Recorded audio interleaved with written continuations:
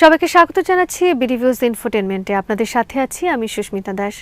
সম্প্রতি এনবিসি নিউজের একটি অনুসন্ধানী প্রতিবেদনে মধ্যপ্রাচ্যের চলমান উত্তেজনা এবং যুক্তরাষ্ট্র ইরান সামরিক মুখোমুখি অবস্থানের প্রেক্ষাপটে এমন কিছু তথ্য উঠে এসেছে যা আন্তর্জাতিক নিরাপত্তা বিশ্লেষকদের মধ্যে নতুন করে আলোচনার জন্ম দিয়েছে।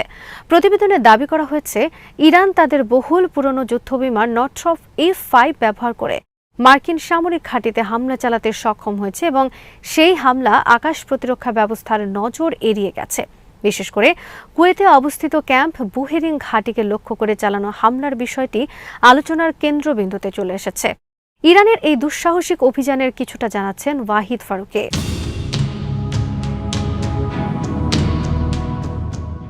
প্রতিবেদন অনুযায়ী পারস্য উপসাগরীয় অঞ্চলে ছড়িয়ে থাকা মার্কিন ঘাঁটিগুলোর উপরে ইরানের ধারাবাহিক হামলায় যে ক্ষয়ক্ষতি হয়েছে তা আনুষ্ঠানিকভাবে স্বীকার করা তথ্যের তুলনায় অনেক বেশি হতে পারে। যদিও পেন্টাগন এখনও এ বিষয়ে বিস্তারিত কিছু জানায়নি, তথাপি সামরিক বিশ্লেষকরা বলছেন, যদি এই দাবি আংশিকভাবেও সত্য হয় তাহলে তা যুক্তরাষ্ট্রের আকাশ প্রতিরক্ষা কৌশল এবং প্রস্তুতি নিয়ে গুরুত্বপূর্ণ প্রশ্ন তুলতে পারে। উল্লেখযোগ্যভাবে এই হামলাগুলো শুধু মিসাইল বা ড্রোন নির্ভর ছিল না, বরং এতে ফিক্সড উইং যুদ্ধবিমান ব্যবহারের কথাও উঠে এসেছে, যা গত কয়েক দশকে বিরল।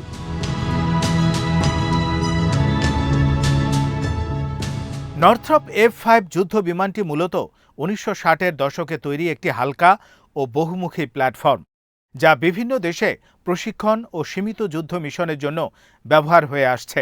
আধুনিক স্টেলথ প্রযুক্তি, উন্নত এভিওনিক্স বা লো অবজারভেবিলিটি বৈশিষ্ট্য না থাকা সত্ত্বেও এই বিমানের সম্ভাব্য ব্যবহারের বিষয়টি বিশেষজ্ঞদের দৃষ্টি আকর্ষণ করেছে। কারণ আধুনিক যুদ্ধক্ষেত্রে যেখানে পঞ্চম প্রজন্মের স্টেলথ ফাইটার এবং অত্যাধুনিক রাডার ব্যবস্থার আধিপত্য, সেখানে একটি পুরনো প্ল্যাটফর্মের সফলতার দাবি স্বাভাবিকভাবেই প্রশ্ন তৈরি করেছে। নর্থ্রপ F-5 ছিল কোল্ড ওয়ারের সময় উত্তপ্ত ভূরাজনৈতিক বাস্তবতার এক কৌশলগত প্রতিফলন, যেখানে শক্তি মানে কেবল প্রযুক্তিগত আধিপত্য নয়, বরং সহজলভ্যতা, নির্ভরযোগ্যতা এবং মিত্র দেশগুলোর জন্য কার্যকর প্রতিরক্ষার সক্ষমতা নিশ্চিত করা। 1950-এর দশকের শেষ দিকে নর্থ্রপ কর্পোরেশন যখন এই যুদ্ধ বিমানটি নকশা করে, তখন তাদের লক্ষ্য ছিল একটি হালকা, কম খরচের কিন্তু উচ্চ কার্যক্ষমতার ফাইটার তৈরি করা, যা উন্নয়নশীল ও মিত্র দেশগুলো সহজেই ব্যবহার করতে পারে।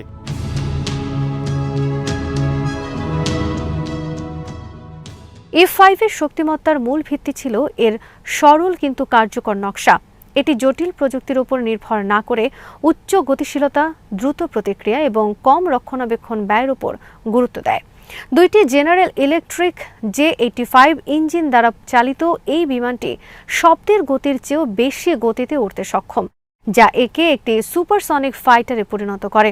পাশাপাশি এর ছোট আকার ও হালকা ওজন এটিকে আকাশযুদ্ধে অত্যন্ত চটপটে করে তোলে, বিশেষ করে ডগ ফাইটিং পরিস্থিতিতে।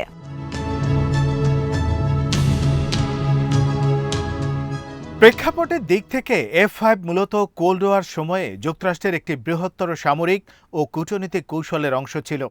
ওয়াশিংটন চেয়েছিল তার মিত্র দেশগুলোকে এমন একটি যুদ্ধবিমান সরবরাহ করতে যা সোভিয়েত নির্মিত মেক সিরিজের বিরুদ্ধে কার্যকর প্রতিরোধ গড়ে তুলতে পারে, কিন্তু একই সঙ্গে অর্থনৈতিকভাবে টেকসই থাকে। এই কারণে F-5 দ্রুতই এশিয়া, মধ্যপ্রাচ্য ও ল্যাটিন আমেরিকার বহু দেশের বিমান বাহিনীতে জনপ্রিয় হয়ে ওঠে।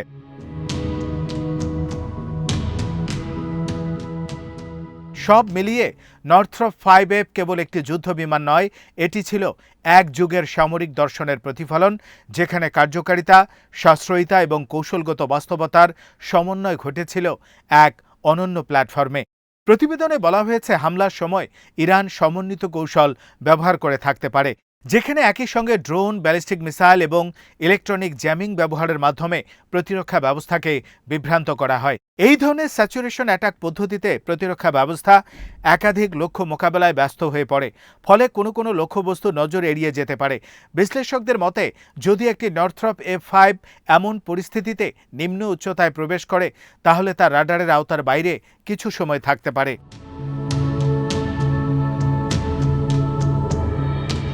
ক্যাম্প বুহেরিং ঘাঁটি যুক্তরাষ্ট্রের জন্য একটি গুরুত্বপূর্ণ লজিস্টিক ও অপারেশনাল কেন্দ্র হিসেবে বিবেচিত। এখানে হাজার হাজার সেনা মোতায়েন থাকে এবং এটি মধ্যপ্রাচ্যে মার্কিন সামরিক উপস্থিতির একটি গুরুত্বপূর্ণ অংশ। ফলে এই ঘাঁটিতে কোনো ধরনের সফল হামলার দাবি স্বাভাবিকভাবে কৌশলগত গুরুত্ব বহন করে। যদিও ক্ষয়ক্ষতির সুনির্দিষ্ট পরিমাণ নিয়ে ভিন্ন মত রয়েছে, তথাপি প্রতিবেদনে বলা হয়েছে যে অবকাঠামোগত ক্ষতির পাশাপাশি যোগাযোগ ব্যবস্থা এবং রানওয়ের ওপর আঘাত হানা হয়েছে।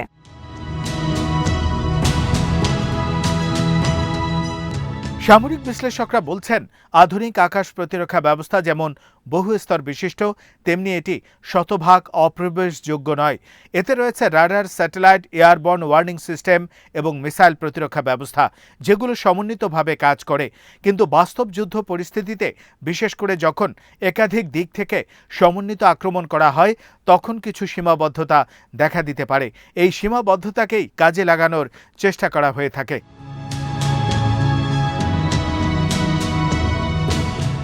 ইরান দীর্ঘদিন ধরে অসম যুদ্ধ কৌশল বা অ্যাসিমেট্রিক ওয়ারফেয়ার অনুসরণ করে আসছে। তারা তুলনামূলকভাবে কম খরচে বেশি প্রভাব তৈরির কৌশলকে গুরুত্ব দেয়।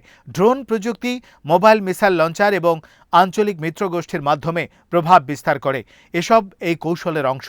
এর সঙ্গে যদি পুরনো যুদ্ধ বিমানকে নতুনভাবে ব্যবহার করা হয়, তাহলে তা প্রতিপক্ষের জন্য অপ্রত্যাশিত পরিস্থিতি তৈরি করতে পারে।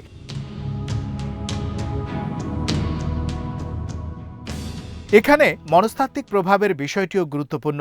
একটি পুরনো প্ল্যাটফর্ম দিয়ে উন্নত প্রতিরক্ষা ব্যবস্থা ভেদ করার দাবি যদি প্রচার পায়, তাহলে তা প্রতিপক্ষের আত্মবিশ্বাসে প্রভাব ফেলতে পারে।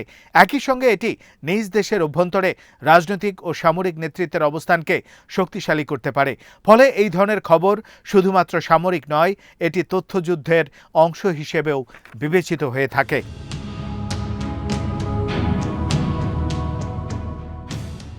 প্রতিবেদনে আরও উল্লেখ করা হয়েছে যে মধ্যপ্রাচ্যের বিভিন্ন দেশে ছড়িয়ে থাকা মার্কিন ঘাঁটিগুলোর উপর একাধিক হামলা হয়েছে, যেখানে কমান্ড সেন্টার, রাডার ব্যবস্থা এবং যোগাযোগ অবকাঠামো ক্ষতিগ্রস্ত হয়েছে বলে দাবি করা হয়েছে। যদিও এসব তথ্য স্বাধীনভাবে যাচাই করা কঠিন, তথাপি এটি স্পষ্ট যে এই অঞ্চলে উত্তেজনা বৃদ্ধি পেয়েছে এবং সামরিক ঝুঁকি আগের তুলনায় বেশি।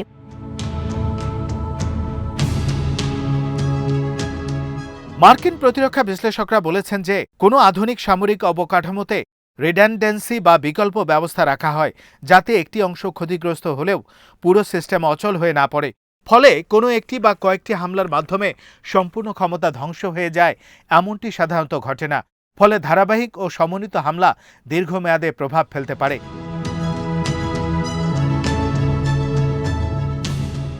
এই প্রেক্ষাপটে প্রশ্ন উঠেছে, ভবিষ্যতে যুদ্ধ কি আরও বেশি অনিশ্চিত ও জটিল হয়ে উঠছে?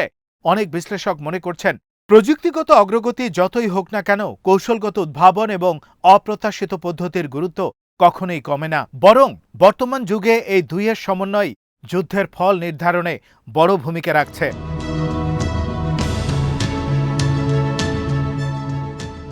সবশেষে বলা যায়, এনবিসি নিউজের এই প্রতিবেদন সত্য মিথ্যা যাচাইয়ের ঊর্ধ্বে গিয়ে একটি গুরুত্বপূর্ণ বাস্তবতার সামনে নিয়ে এসেছে। আধুনিক যুদ্ধক্ষেত্রে কোনো পক্ষই সম্পূর্ণ নিরাপদ নয় এবং কোনো প্রযুক্তি অপ্রতিরোধ্য নয়। নর্থ্রপ F-5 এর মতো একটি পুরনো প্ল্যাটফর্মের সম্ভাব্য ব্যবহার এই বাস্তবতারই প্রতিফলন, যেখানে কৌশল, সময় নির্বাচন এবং প্রতিপক্ষের দুর্বলতা বোঝার ক্ষমতা প্রযুক্তির সমান গুরুত্বপূর্ণ হয়ে উঠছে।